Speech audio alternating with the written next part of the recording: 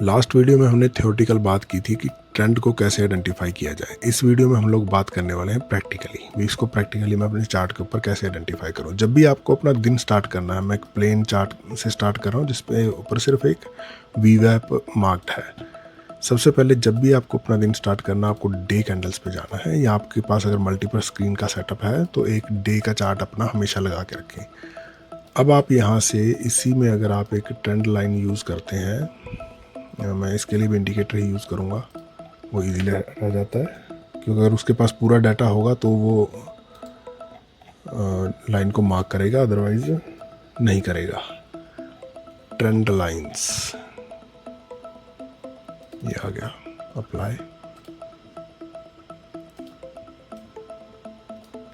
ये आपके पास trend lines आ गई। अब आपको लिख रहा है ये हमारा एक चोकिंग पॉइंट है जहाँ से नीचे क्लोजिंग दे रही है मार्केट। तो पहला तरीका है आपका डेली टाइम फ्रेम के ऊपर आपको देखना है कि मार्केट किस डायरेक्शन में चल रही है, किस साइड है।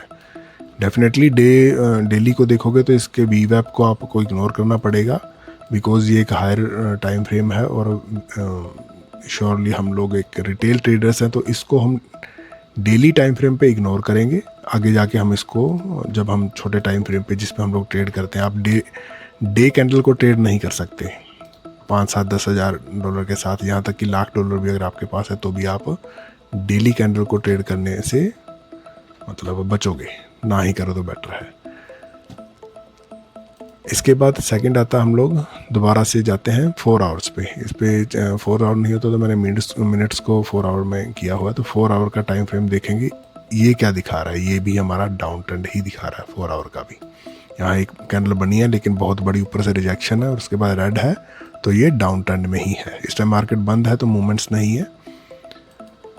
फिर आ जाते हैं हम 1 आवर के। ये सारे टाइम होते हैं, अगर आपके पास मल्टीपल स्क्रीन है तो आपको ये अपने चार्ट्स के ऊपर लगा के रखने पड़ेंगे। सारी ट्रेंड लाइन से सारा स्ट्रक्चर आपको नीचे की तरफ ही दिखा रहा है कि आज मार्केट डाउन ट्रेंड के अंदर ही है।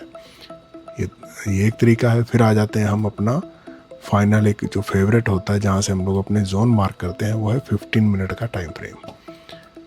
इसने यहाँ तक तो आइडेंटिफाई किया, यहाँ नहीं किया बिकॉज अभी डाटा आगे प्रोसेस नहीं हुआ इसके पास, मार्केट ऑफ है, चार्ट्स ऑफ है।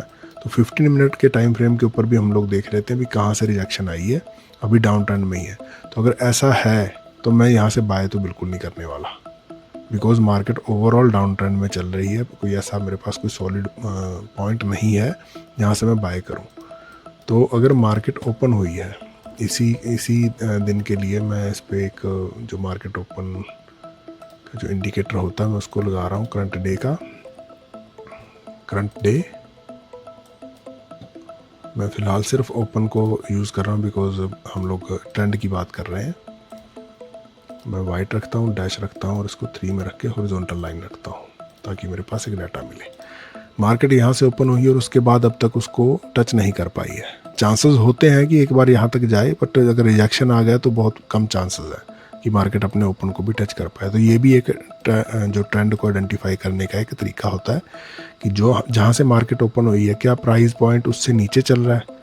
तो सारी रात, बिकॉज ये हमारी 24 आवर चलती है मार्केट जो फ्यूचर्स है, तो जब ओपन हुई है तभी एक बेरिश कैंडल दी इसने स्ट्रॉन्ग, और उसके बाद उसका जो हाई है उसको नहीं ये टच कर पाई, मतलब जहाँ से ओपन हुई उसके बाद नीचे ही रही है। तो यहाँ से भी एक ट्रेंड आइडेंटिफाई होता है।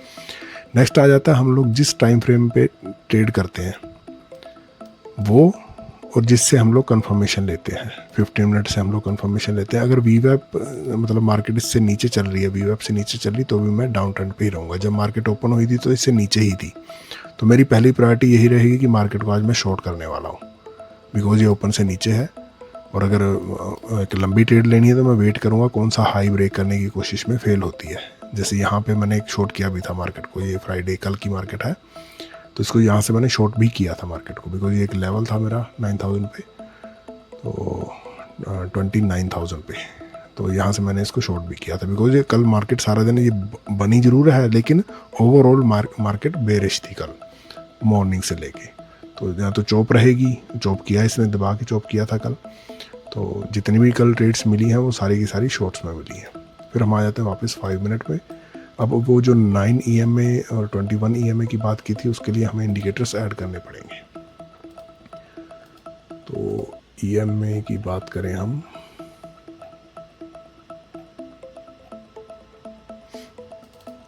9 EMA,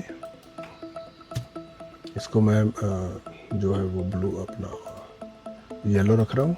दूसरा दोबारा से एक और EMA हमें बिकॉज 2 चाहिए आपको ट्रेंड को आइडेंटिफाई करने के लिए।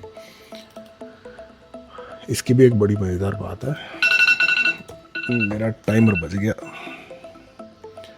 ओके,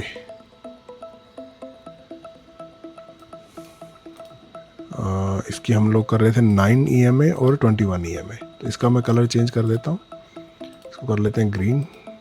वो आप अपने हिसाब से रख सकते हैं।